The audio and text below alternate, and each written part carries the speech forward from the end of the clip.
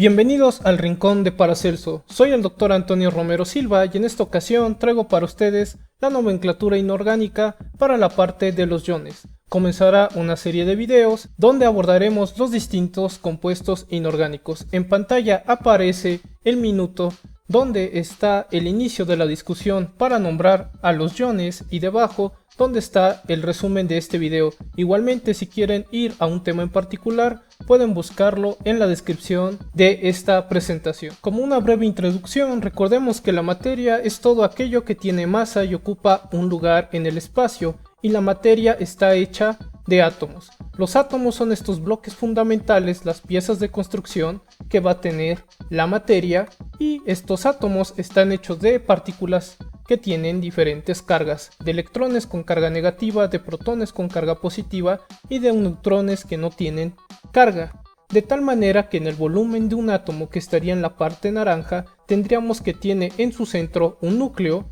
donde están para el átomo de helio dos protones, dos cargas positivas, dos neutrones que no tienen carga y dos electrones. Los electrones son particulares porque se comportan como onda y partícula y no puede conocerse su velocidad y su posición al mismo tiempo, por lo que solo hablamos de una zona donde es probable encontrar a los electrones. El átomo entonces podemos visualizarlo como una nube de electrones donde es probable encontrar a estos electrones, donde tiene un núcleo con cargas positivas que son los protones y partículas sin carga que son los neutrones. A su vez, los átomos nos van a servir como base para los distintos elementos. Un elemento va a contener el mismo número de protones en su núcleo. Por ejemplo, si nosotros tuviéramos átomos de oro, nos daríamos cuenta que tienen 79 protones en su núcleo. Los elementos los representamos con símbolos, ya sea una letra mayúscula o la combinación de una letra mayúscula y minúscula. En el caso del oro es una A mayúscula y una U minúscula. Si queremos conocer cuántos protones tiene el núcleo de un elemento, lo podemos buscar por su número atómico en la tabla periódica. Los distintos electrones podemos irlos acomodando y este acomodo de los electrones es su configuración electrónica. Si nos centramos en que un átomo tiene 10 protones, tendría 10 electrones para que no hubiera carga. 10 cargas positivas con 10 cargas negativas nos darían un total de 0, donde yo en una capa, porque los átomos tienen capas de energía, tendría 2 electrones y en la siguiente capa tendría 8 electrones para el caso del neón. Donde los electrones por capa podemos ver que en la parte naranja serían los que están más cerca del núcleo y los azules están más alejados del núcleo. Entonces tendríamos electrones internos y electrones externos. A los electrones externos también se les conoce como electrones de valencia. Para hacer más sencilla esta representación de electrones por capa, podemos usar estructuras de Lewis que van a representar el arreglo de los electrones de valencia. Si nosotros ponemos el símbolo del elemento Ne, estamos haciendo referencia al núcleo y a los dos electrones internos, y los electrones más externos son estas esferas que pueden ver en color plata. Cuando nosotros comenzamos a combinar a los átomos, damos paso a enlaces químicos, que son la fuerza de atracción que es duradera entre átomos, iones o moléculas, que nos va a dar paso a los compuestos. Los compuestos son aquellos donde hay dos o más átomos unidos y estos átomos son de diferentes elementos. Un ejemplo de enlace químico es cuando se transfieren electrones. Por ejemplo, si el sodio le transfiere su electrón de valencia al cloro y el cloro ahora tiene 8 electrones a su alrededor, estos 8 electrones hace que sea más estable al cloro, y cuando se cumple esto se dice que se ha cumplido la regla del octeto, esta regla de tener 8 electrones en la capa de valencia. Obtendríamos que el sodio, al perder un electrón, tiene carga positiva y el cloro, al haber ganado un electrón, tiene carga negativa.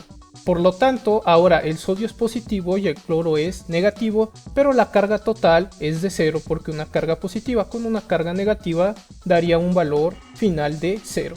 Aquí vemos un enlace iónico cuando un átomo transfiere un electrón a otro átomo. También sucede que hay un enlace químico llamado enlace covalente, donde se comparten electrones y se representa con una línea ese par de electrones. Por ejemplo, entre estos átomos de hidrógeno, esta línea nos da a entender que hay dos electrones que comparten los dos hidrógenos. Cuando comparten equitativamente los electrones, se dice que el enlace es covalente, no polar, y cuando hay una desigualdad de compartir a los electrones, se dice que tenemos un enlace covalente polar.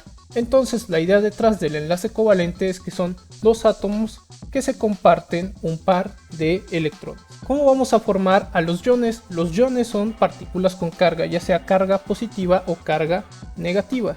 Entonces si tuviéramos un átomo de sodio donde yo voy llenando por capas los electrones que tiene, observaría que tiene 10 electrones internos, que serían los que están en la parte naranja y en la parte azul, y un electrón de valencia, un electrón externo que está más alejado del núcleo.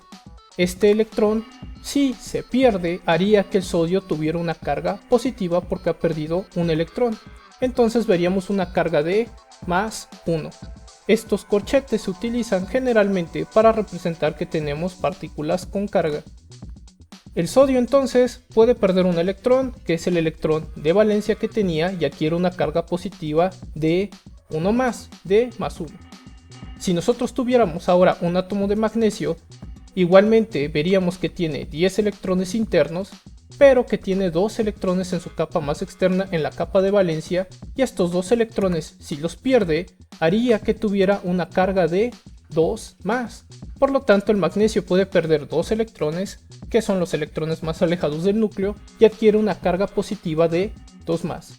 Ahora, para el caso del aluminio, lo que nosotros observaríamos es que hay 3 electrones en la capa de valencia, en la capa más externa, que si los pierde el aluminio, ahora el aluminio tendría una carga de 3 más porque ha perdido 3 electrones.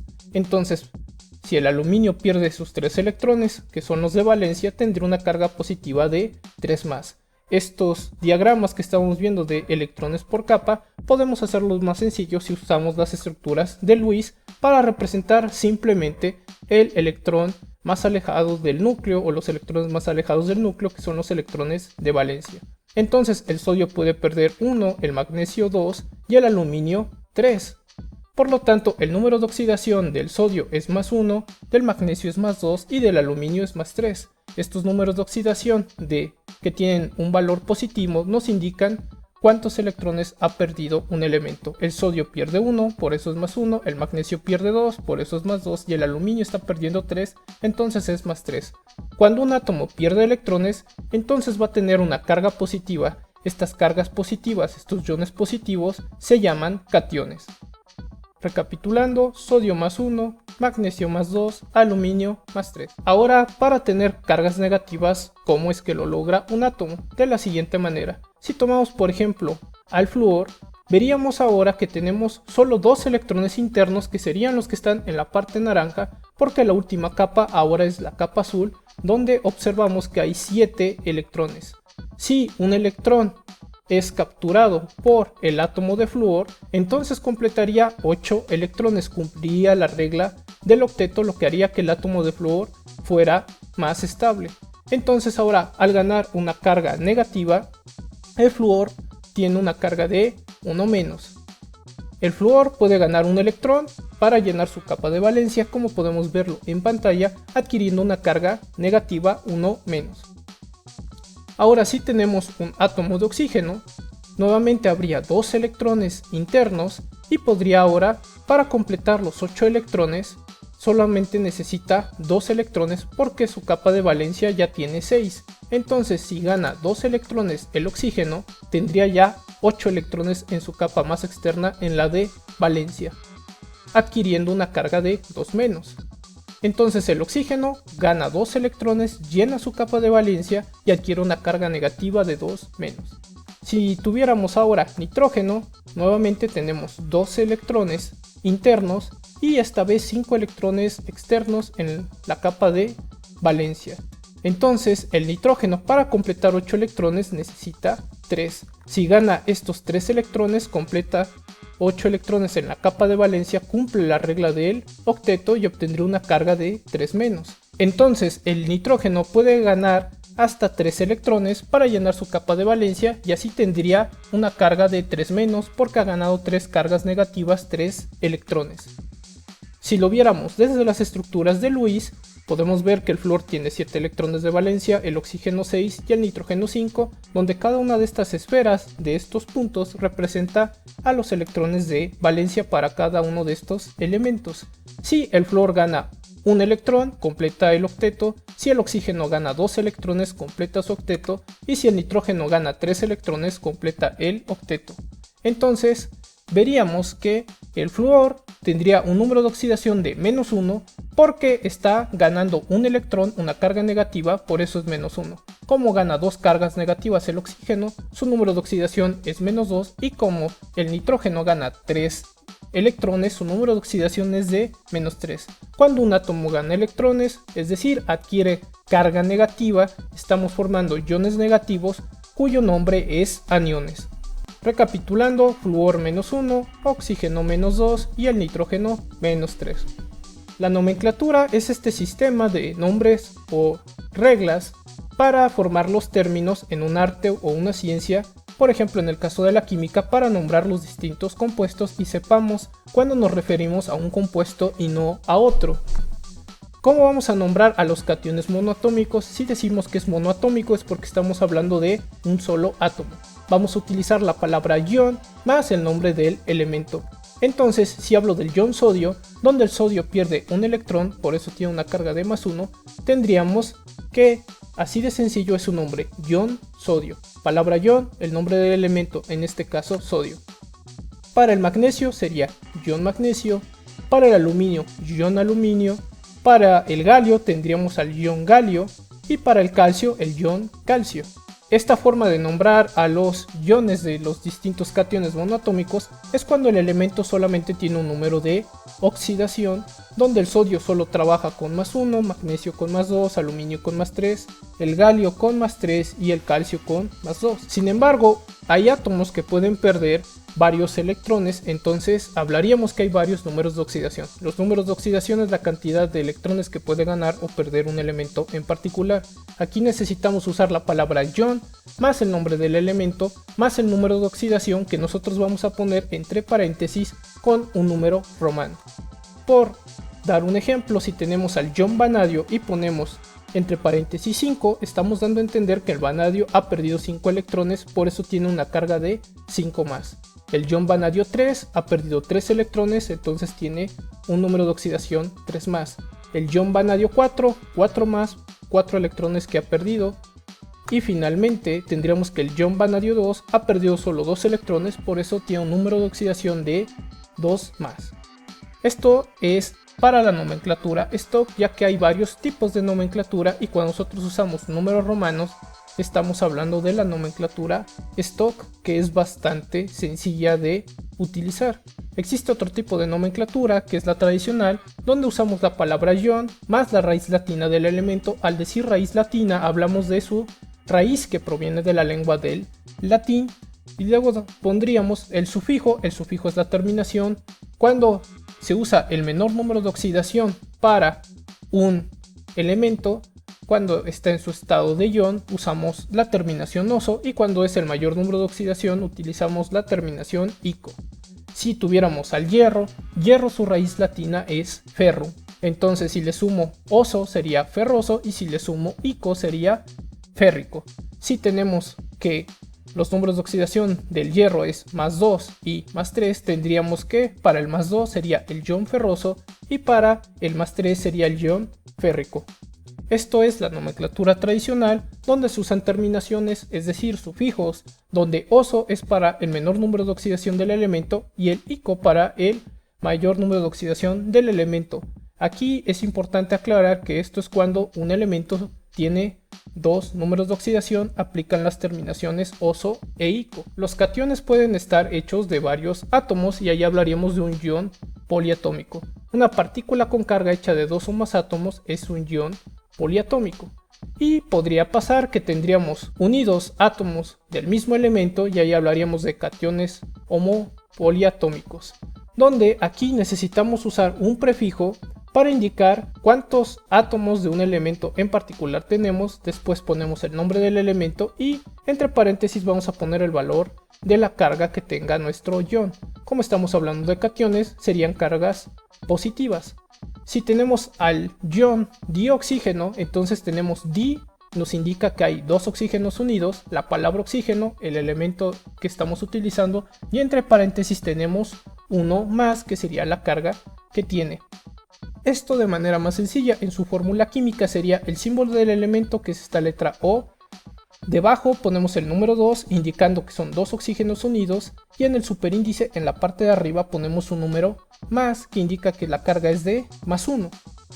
Si tuviéramos al dimercurio, dos átomos de mercurio que tienen una carga de 2 más en este caso, y si tuviéramos tres hidrógenos unidos hablaríamos de un tri, el tri nos habla de 3, trihidrógeno que tiene una carga de 1 más. En el caso de un catión heteropoliatómico, aquí uniríamos dos o más átomos distintos y tendrían una carga positiva. Tienen de especial la terminación onio. Entonces un catión oxidáneo o un catión oxidóneo nos está hablando de este compuesto, que es un oxígeno que tiene unidos tres hidrógenos, que anteriormente se llamaba catión hidróneo, mientras que si estamos viendo a este nitrógeno donde hay unidos 4 hidrógenos y que tienen una carga total de 1 más, su nombre sería catión amonio o catión azanio.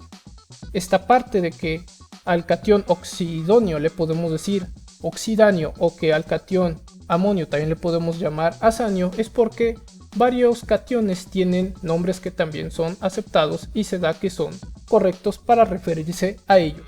¿Cómo se nombra a los iones monoatómicos? Ahora hablaremos de cuando tenemos cargas negativas. Nuevamente prefijos para indicar cuántos átomos tenemos de un elemento más el nombre del elemento y van a tener la terminación uro. Entonces si hablamos del flúor que ha ganado una carga negativa, por eso es uno menos, va a terminar en uro, hablaríamos de fluoruro. En el caso del azufre, sulfuro. En el caso del nitrógeno, nitruro. En el caso del carbono, carburo.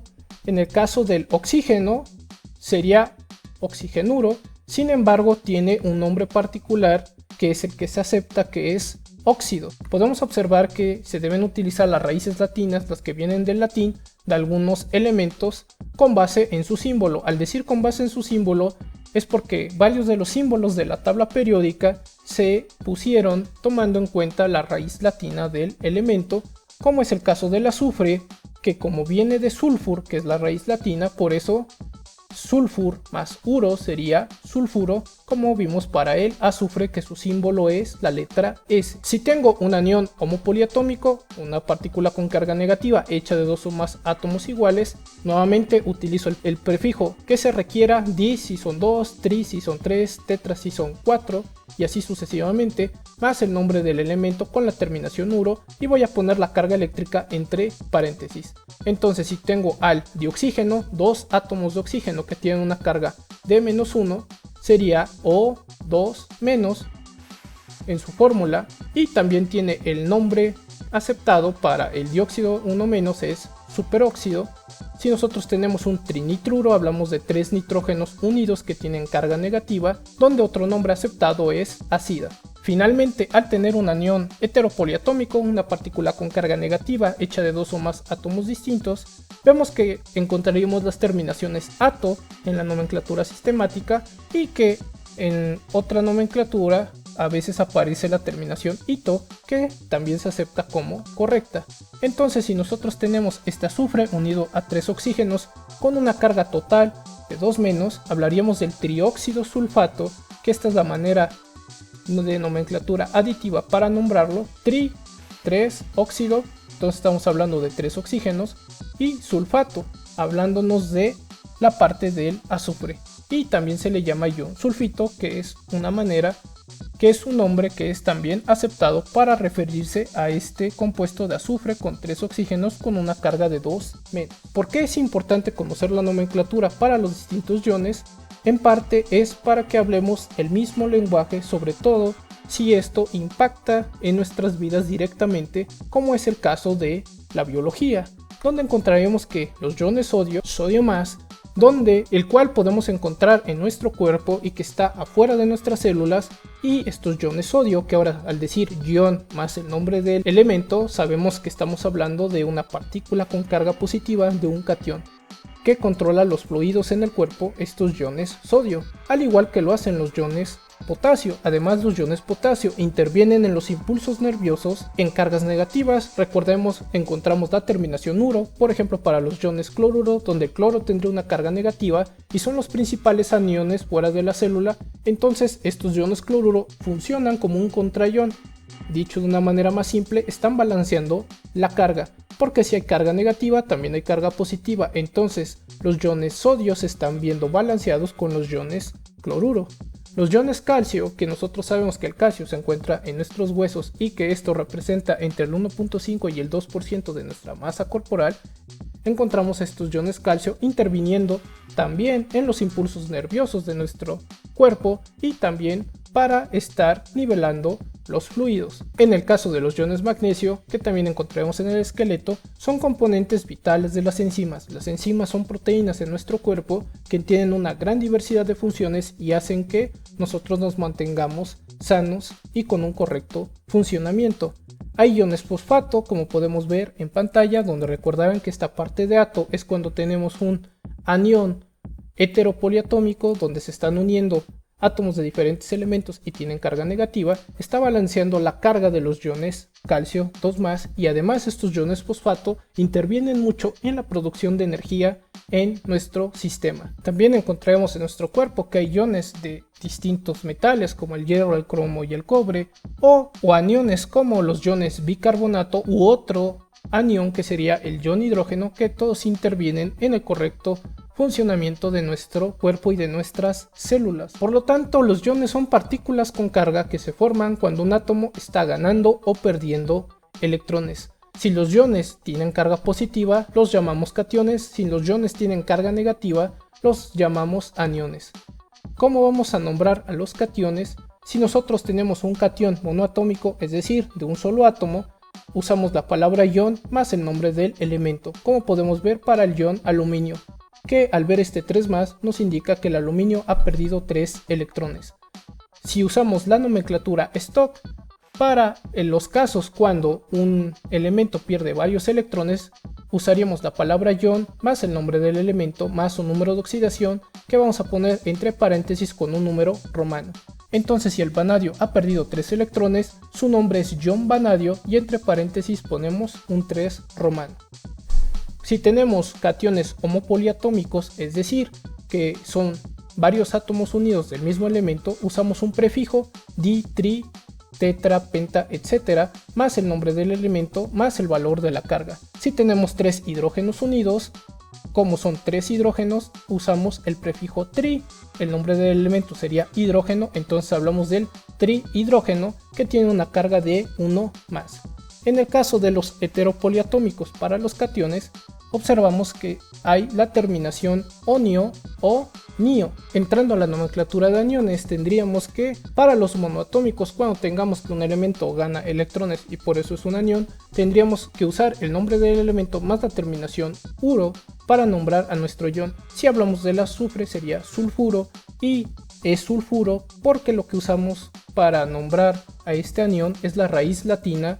Para el azufre, la raíz latina del azufre es sulfur, por eso estamos poniendo el nombre de sulfuro.